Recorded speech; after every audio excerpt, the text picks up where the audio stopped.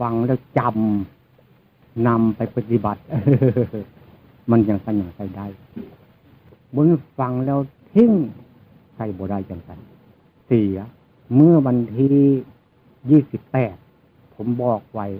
ถ้าหากผู้ใดบ่พอใจฝึกหัดตัวเองนิมนต์ไปหาจำพรรษาทางอื่นก็ได้ผมบอกจังสันเพราะมีเวลาอยู่เป็นวันที่28ตื่นมาเป็นเวลาวันที่29ไปจำพรรษาทันวันที่29ตอนเช้าผมก็บอกอีกตื่นถ้าหากบ่พอใจฝึกหัดดัดแปลงแก้ไขตัวเองนะก็นิมนต์ไปจำพรรษาทางอื่นเพราะว่าสำหรับทัพมิ่งขวนเนี่ยเราเริ่มทำกันมาตั้งแต่ปีพ.ศ. 2529ขุดคลองน้ำยังไม่ได้มาอยู่ปี2530ก็ยังวันนั้นจะเข้ามาอยู่ปี2530เมื่อกี้เรามาจำพรรษาช่วยกันทนุถนอมบำรุงกันมาทุกคนช่วยกันสร้างเสริมทัพมิ่งขวนให้ดีขึ้น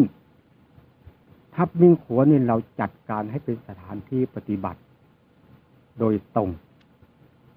ไม่ใช่เจว่ามาทำลายตัวเองทำลายสังคม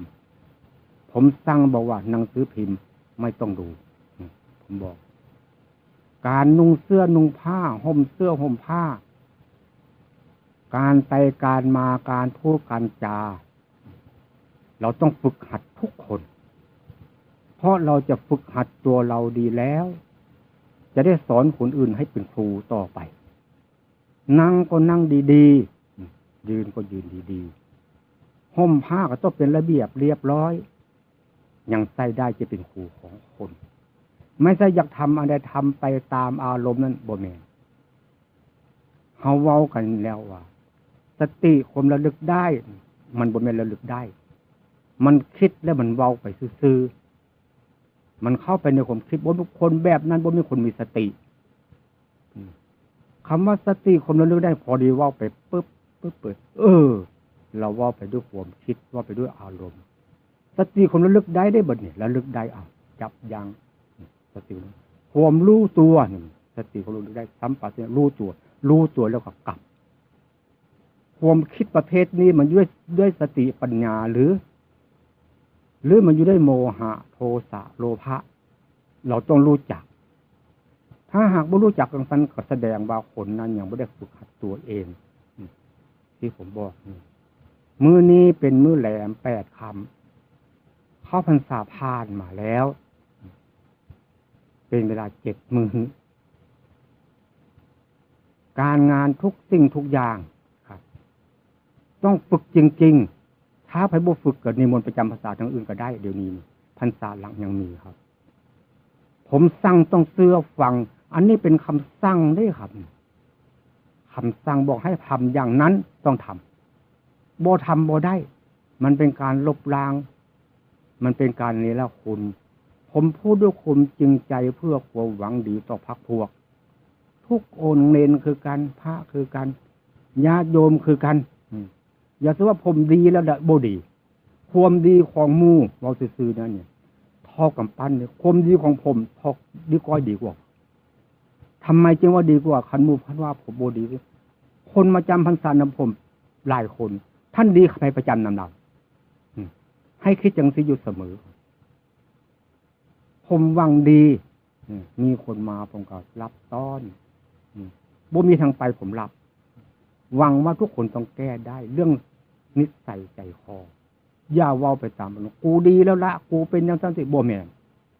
ดีอยู่เจ้าของเฮ็ดหักบ่เป็นตะเอามันบ่ถูกต้องอยู่ถูกต้องตามแบบกิเลสมันเป็นบ่แม่นถูกต้องด้วยสติปัญญาได้ครับงานทุกชิ้นบนรับดุญาจากผมบ่ต้องทำคำพูดที่ไปพูดกับญาติโยมทุกคำถ้าบนรับจากผมจะไปพูดแล้วมันเสียผมด้วยครับหลวงพ่อเทียนสอนคนอย่างสันติเนี่ยความจริงผมไม่ได้สอนอย่างนั้นผมสอนให้คนรู้จักตัวเองเคารพนอบน้อมตัวเองทีแรกผมบอกไว้ให้รู้จักสถานที่เคารพสถานที่คือยังทับมีควรเขาเนี่ยให้รู้จักสถานที่ทับมีควรทำอย่างใดเคารพ วันนี้ครูบาอาจารย์บุคคลนะควรเคารพอย่างใดเราต้องเคารพที่จริงแล้วเคารพสถานที่เคารพตัวบุคคลนะเคารพตัวเฮาถ้าเฮาบ่รู้สึกตัวเฮาแล้วจะไปเคารพสถานที่ได้อย่างใดไปเคารพตัวบุคคลได้อย่างใดผมรู้จักธรรมะอันนี้มาผมยกมือไหว้ตัวเองได้ครับเลิกละทุกประเภทครับนอนมื้อเช้าตี2:30หรือตี3อย่างสาที่สุดออกลุกล้างหน้าทุกองค์ครับ สั่งนะเนี่ยให้ปฏิบัติอย่างนี้คันถ้าปฏิบัติอย่างนี้ก็นิมนต์ไปโลดมื้ออื่นได้ครับเพราะผมจะผลิตจริงๆปีนี้มื้อเช้ามาอย่างน้อยก็ตี3หรือตี2:30ลุกออกมานั่งสมาธิไฟบ่ให้ใต้บ่ให้ใส่ไฟฟ้าบัดนี้ใส่ไฟฟ้าผมจะใส่เป็นจุดใส่ขั้นจุดหนึ่งแล้วก็นี่จุดหนึ่งคือใส่3 จุดพอแล้วจุดนั้นถ้าจะละขืนแต่จุดนี้บางทีอาจผมอยู่นี่อาจจะใส่เวลาใดก็ได้ผมต้องการใส่ครับเทศบทใส่เสมอไปแต่กุศสำหรับห้องกรรมฐานนั้นต้องไต่เทียนหาเทียนไปไต่ซื้อเทียนไขประจำไต่ไฟอย่าไปจุดกุฏิวิหารมันบ่ดีอันนั้นว่ามันบ่ดีแล้วแสดงว่าเจ้าของบ่ได้เคารพตัวเอง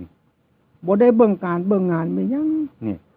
ว่าเจ้าของเฮ็ดดีแล้วมันผิดอันนั้นคือมันผิดผมบอกคำว่าสตินั่นนะครับมันบ่มีความคิดได้สติความคิดกับสติเป็นคนละอันกันเลยความคิดแต่มันคิดไปเรื่อยไปคิดอันนั้นก็ดีคิดอันความคิดเมื่อสติแล้วดึกโอ้กูคิดได้เนี่ยแปลว่าสติผมระลึกได้บนนี้ระลึกได้เราคิดบนรู้ตัวไหมรู้ตัวแล้วบนรู้ตัวแล้วโอ้คิดเมื่อกี้นี่มันผิดเด้ทำเมื่อกี้นี่มันผิดเด้เนี่ยเพิ่นว่าว่าผมรู้สึกตัวฟังให้เป็นเรียนมาแล้วเอาไปใส่บ่ได้มันสู้มาขี้เหือนบ่ได้ข่มหูแบบนั้นมันก็ดีอยู่แต่มันข่มหูแบบโลกยาวข่มหูแบบโลกมาว่ากันสถานที่ที่ตรงนี้สถานที่ตรงนี้ฝึกหัดให้คนมีจิตใจสูงแล้วบ่แม่นฝึกหัดให้คนจิตใจต่ำสิ่งเสพติดทุกประเภทบ่ให้นำเข้ามาใครนำเข้ามาตั้งแต่มื้อนี้สั่งเด็ดขาดนิมนต์ไปโลดหนังสือพิมพ์ทุกประเภทบ่ต้องมาอ่านที่นี้เขาอ่านกันมาพอแล้วเฮาอ่านหนังสือพิมพ์มาได้เป็นรัฐมนตรีจากคนอยู่นี่บ่ได้เป็นผู้บริหารงานจากคนบ่มีผู้ใดเป็นบริหารจักคนเรื่องนังสั้นมันเรื่องของโลกเฮาที่แสวงหาธรรมะสิ่งที่คนบ่เคยแสวงหานั้นให้มาแก้ปัญหาตัวเฮาเมื่อเฮาแก้ปัญหาตัวเฮาได้แล้วเฮาจะไปแก้ปัญหาของคนอื่นได้เมื่อเฮาแก้ปัญหาตัวเฮาบ่ได้จะไปแก้ปัญหาผู้อื่นบ่ได้เขาบ่นับถือเฮาดีบ่แพ้หยังสู้ผ้าเสเท่าเขาบ่ได้ดีนะนี่มันเป็นอย่างนั้นคันสู้ผ้าเสเท่าเขาบ่ได้เขาจิเคารพเพิ่นยังผ้าเสเท่านี่เจ้าของดีอย่างสันติอันนั้นกูก็เฮ็ดเป็นอันนี้กูก็เฮ็ดเป็นเฮ็ดแล้วมันบ่ทุกจังหวะเจ้าของซื้อผู้อื่นเขาว่าบ่เฮ็ดดีแล้วมันสิดีจังไดให้คนอื่นเห็นดีให้คนอื่นเขาว่าเขาดีอย่าไปว่าเขาดีจักเทื่อทุกคนผมสั่งเนี่ยเป็นคำสั่งอันเนี้ยถ้าหากว่ากูดีแล้วซั่นโอ้เสียแล้วคนนั้นบ่เป็นคนดีแล้วคนเสียว่าดีเอาตัวเองแล้วเด้นั่นเขาว่าคนบ่มีดีอวดดีซื่อๆนั่นคนดีแล้วบ่ต้องอวดดีเขามาหาคือยังเฮาสร้างทับยังขวดนี่แล้วนี่เฮาบ่ได้ไปอ้อนวอนขอร้องไม่ยังสตางค์1 2สตางค์100 1,000 1เฮาบ่ได้ไปเผยแพร่ผมคิดว่าได้มาด้วยน้ำพักน้ำแรงพระทุกองค์เนรทุกองค์ญาติโยมทุกองค์ทำดีไว้นี้เขาเกิดศรัทธาผมไปเทศข้าเจ้าก็ให้มาเทื่อละ100 200เทื่อละ1,000เทื่อละหมื่นก็มีนะครับ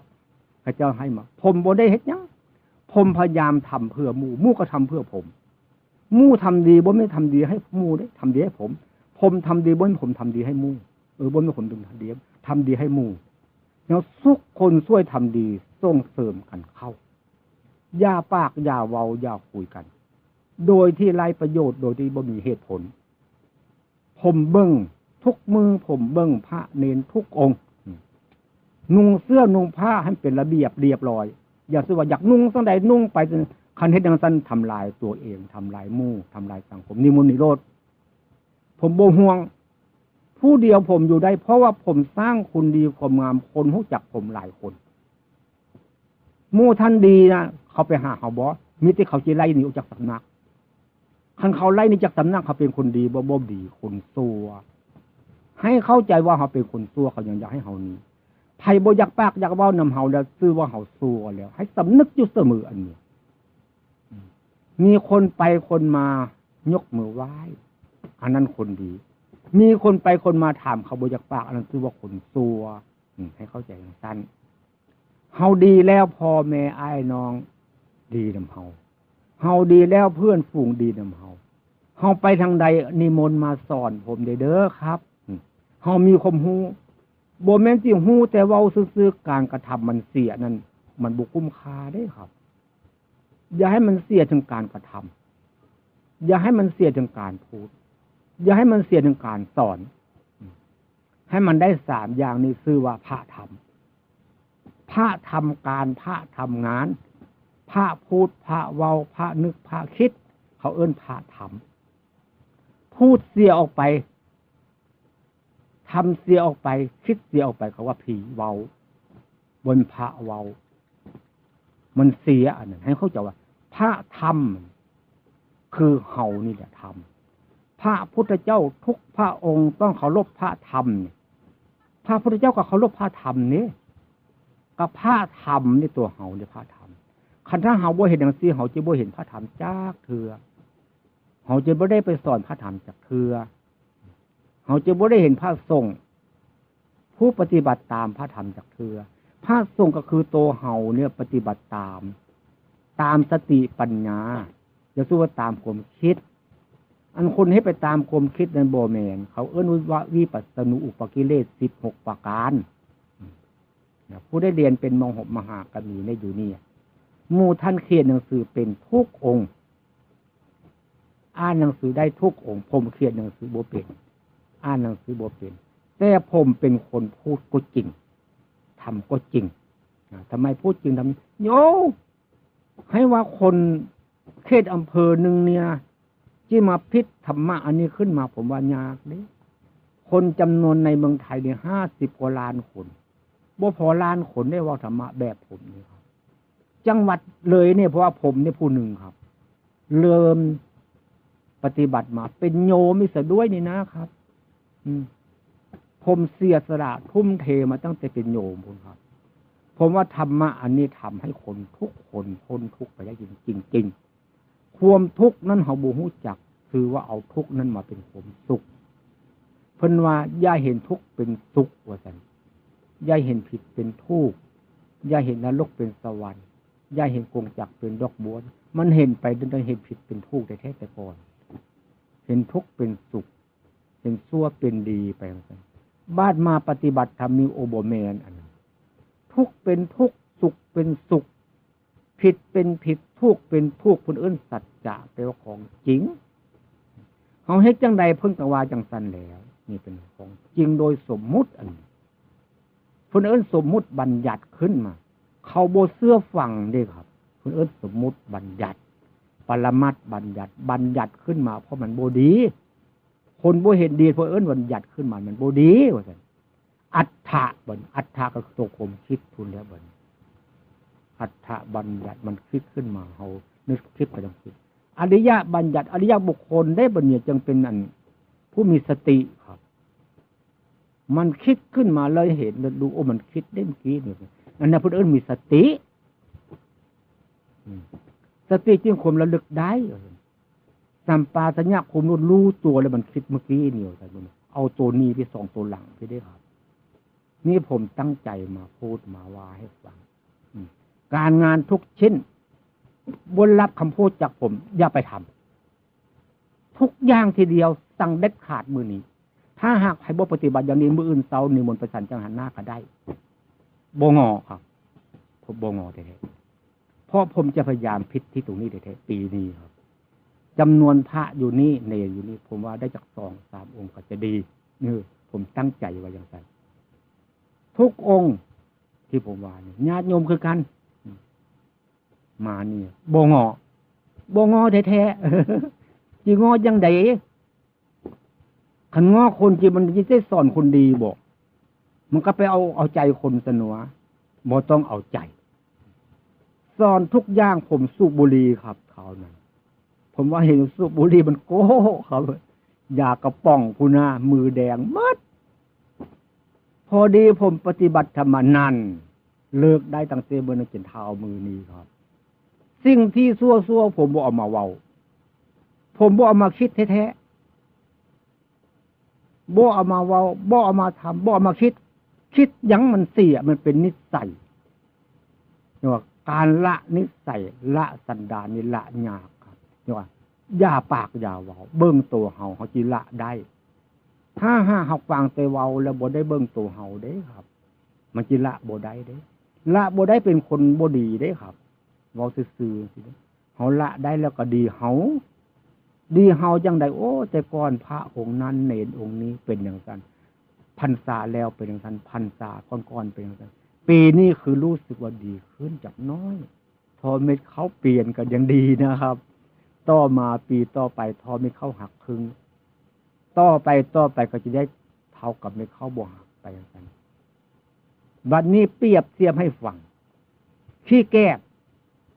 กับข้าวรีบแต่ข้าวรีบเนี่ยบ่ได้ต่ำบ่ถ้าเป็นขี้แก่มีค่าคล้ายๆกันหำดีกว่าขี้แก่ดีกว่าข้าวรีบครับข้าวปลายดีกว่าหำข้าวหักครึ่งหักกลางก็ดีกว่าหั่นไปได้เป็นข้าวทีนึงครูบาอาจารย์เขาจะบอกเองดอกนิมนต์พระองค์นั้นไปนิมนต์พระองค์นี้ไปนั่นครูบาอาจารย์ฝึกดีแล้วนำสุขมาให้เป็นว่าพระพุทธเจ้ามีความสามารถฝึกมนุษย์และเทวดาอันนี้มีความสามารถฝึกอยู่แต่หมู่บ่เอาผมแล้วก็บ่ประโยชน์เนี่ยบ่มีประโยชน์มันกี่สถานที่ครับนี่ซะดีกว่าให้คนที่ผู้มีประโยชน์มาอยู่แล้วข้าวอุปกรณ์ใส่ใจก็สิบ่มากครับถ้าหากคนบ่ดีนี่มาอยู่นี่ข้าวอุปกรณ์ก็มากขึ้นที่อยู่กับคับแคบขึ้นเป็นอย่างนั้นแล้วเอาตัวอย่างของคนชั่วมาให้คนดีซะด้วยนี่มันบ่ดีอย่างนั้นอันที่ผมว่าให้นี่แต่กลับเนื้อกลับตัวทุกองค์ทีเดียวตั้งเด็ดขาดแล้วถ้าหากจะอยู่ก็ต้องตั้งใจลงมือทำกันไปกล่าวว่า3 โมงตี 3ลุกเดินจงกรมทุกองค์นั่งสมาธิทุกองค์ตอนแรงก็ต้องอาบน้ำลงน้ำอาบน้ำอย่าปากอย่าเว้าอย่าคุยกันจริงๆนั่งอยู่ในห้องไผ่ห้องเราถึงเวลาแล้วผมจะไปสอบอารมณ์มือ1 2เทื่อถ้าหากว่าปานนี้นะผมอยู่คุณผมมายากวันนี้ผมย้ายเข้ามาอยู่นี่แล้ว ผมจะมาประจำอยู่ที่นี่แหละครับว่าถึงเวลาผมก็จะไปซีดยากรุงเทพแล้วก็จะกลับคืนมาที่นี่เพราะพยายามกันจริงๆกุฏินั้นบ่เป็นหน้าที่ของเฮาผมจ้างข้าเจ้าแล้วโปรโมทหมู่นี้เฮาความรู้จินพุงแตกก็บ่เป็นครูบ่เป็นอาจารย์บ่เป็นหน้าที่ที่ไปสอนเขาแล้วเฮาบ่มีหน้าที่เด้ไผสั่งเฮามุ้ยไผสั่งเฮาเฮ็ดเอาคนว่าคนอวดดีนั่นบ่มีดีในตัวอยากเอาความชั่วไปให้หมู่เห็นบ่แม่นคนดีแล้วเขาจะมีคนบอกเขาเห็นฝีมือมันดีเฮ็ดมันดีเขาจักใส่เห็นว่าฝีมือบ่ดีแล้วก็เขาจางใส่เฮ็ดดีก็ตามสร้างบ่เอาเนี่ยพอเพชรก็จะเป็นขี้ตมไปเด้บัดนั้นขี้ตมก็จะกลับขึ้นเป็นเพชรไปเป็นอย่างนั้นเด้ความมันบ่ดีเด้เจ้าของว่าดีเป็นเพชรเป็นนิลก็บ่ดีอย่าคุยอย่าว่าอย่าอวดตัวกูเรียนมาสำเร็จสั้นนั้นสั้นนี่โอ้ยสำเร็จสู้หมาขี้เหือนบ่ได้ก็มีนะผู้เขาหมู่ยังหมู่พ่อหมุดหมู่นี่เขาจะบ่ได้ไปเรียนสำเร็จมาคนไปจ้างเขาเจ้าเนี่ยคนเรียนจบปริญญาเอกมาแล้วติดตารางก็มีเนี่ยเพราะความคิดนี่แหละครับบ่มีสติบ่มีสมาธิบ่มีปัญญาบ่มีความรู้สึกตัวให้ว่าได้ไปเพิ่นว่าคนบ่มีประโยชน์สู้หมาขี้เหือนบ่ได้คนบ่มีความรู้บัดเนี่ยคือยังบ่พอหมู่ไทยบ้านบ่ผมมาจ้างเขาจะมาเฮ็ดนี่เขาจะบ่ได้ไปเรียนดอกหมู่นี่ บ่ได้ไปเข้าโรงกึ่งบ่ได้ไปเข้าโรงเรียนโรงซ่อมโรงอันใดเขาจะบ่ได้เฮ็ดเป็นการกระทำถูกต้องพุ่นเขายังว่ามันดีการกระทำบ่ถูกต้องเรียนมาจบสั้นใดก็ตามสร้างมันบ่มีค่าครับมีค่าเพราะเฮาเว้าเอาว่าเฮามีใบประกาศมีใบประกาศได้เงินเดือนเท่าใดบ่ได้จ้อยซ้ำนี่มันบ่มีประโยชน์อีหยังแม่ข่าวคือกันแม่ดำคือกันมีผู้ใดว่าให้ปรับแป๊บโอดเก้ก็ทุกข์กันมีเรื่องอย่างมาว่ากับญาพ่อสะพรเพราะญาพ่อเป็นคนบริหารงานที่ตรงนี้ที่ว่าญาพ่อบริหารงานกับแม่นแล้วที่บ่แม่นยังไดแม่นบ่แม่นรัดแม่นบ่สัตว์ก้อนเขาเจ้าจีมีศรัทธาเขาเจ้าศรัทธาผมพี่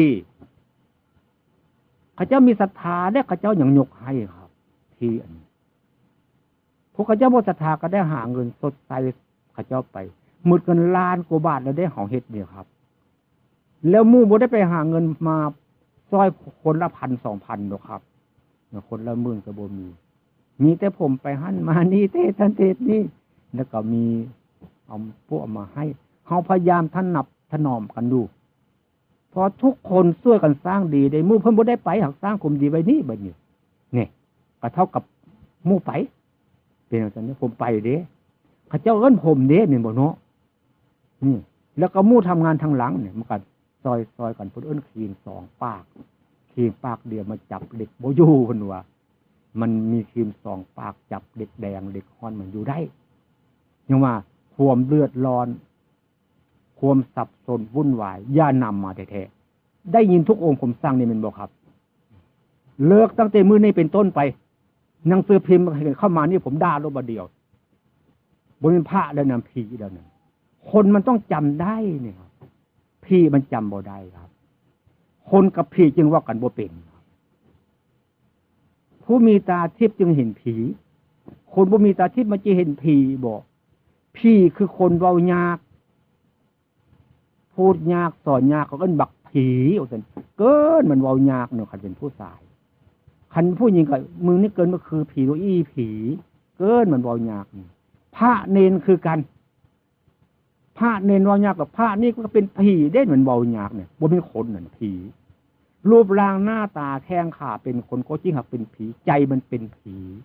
บ่เป็นตัวคนเป็นได้ครับใจมันเป็นผีจริงว่าเลิกละสันดานผีออกไปซะมือเนี่ยมือ8คำแหลม8คำตั้งแต่มือนี้เป็นต้นไปสิ่งเสพติดทุกประเภทอย่านำเข้ามา